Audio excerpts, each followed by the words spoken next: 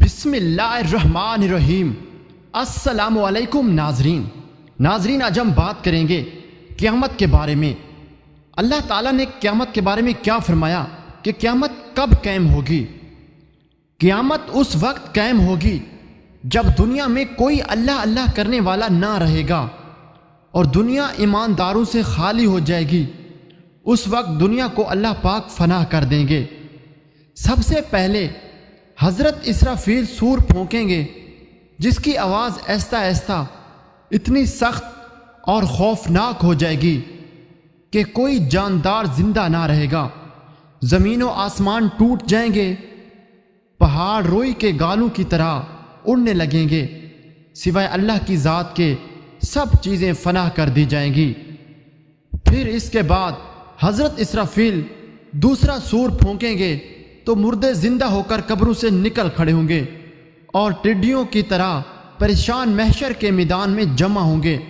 اللہ تعالیٰ نے قرآن میں فرمایا، اور پھر سور پھونکا جائے گا سو وہ سب یکایک قبروں سے نکل کر اپنے رب کی طرف جلدی جلدی چلنے لگیں گے۔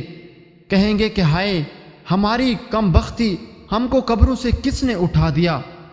یہ وہی قیامت ہے جس کا ہم سب سے رحمان نے وعدہ کیا تھا اور پیغمبر سچ کہتے تھے۔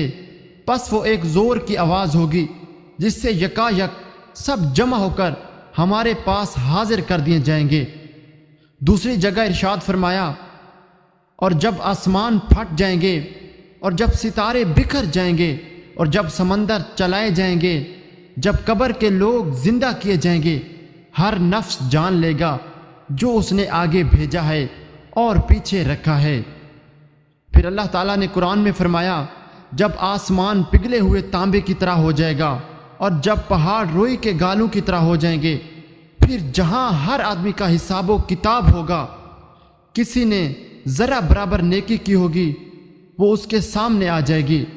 ارشاد خداوندی ہے، سو جس نے ذرا بھر بھلائی کی وہ دیکھ لے گا اور جس نے ذرا بھر برائی کی وہ بھی دیکھ لے گا۔ جس کی نیکیاں زیادہ ہوں گی اس کا نامہ اعمال دہنے ہاتھ میں ہوگا، اور جس کی برائیاں زیادہ ہوں گی اس کا نامہ اعمال بائیں ہاتھ میں دیا جائے گا۔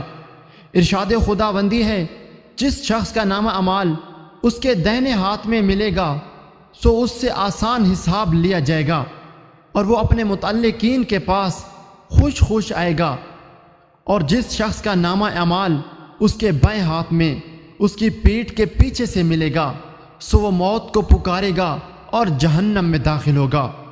جس کا نام اعمال دائیں ہاتھ میں دیا جائے گا وہ جنت والا ہے، اور جس کا نام اعمال بائیں ہاتھ میں دیا جائے گا وہ دوزخ والا ہے، اور جس نے شرک کیا ہوگا اس کی بخشش نہیں ہوگی، وہ دوزخ میں جائے گا۔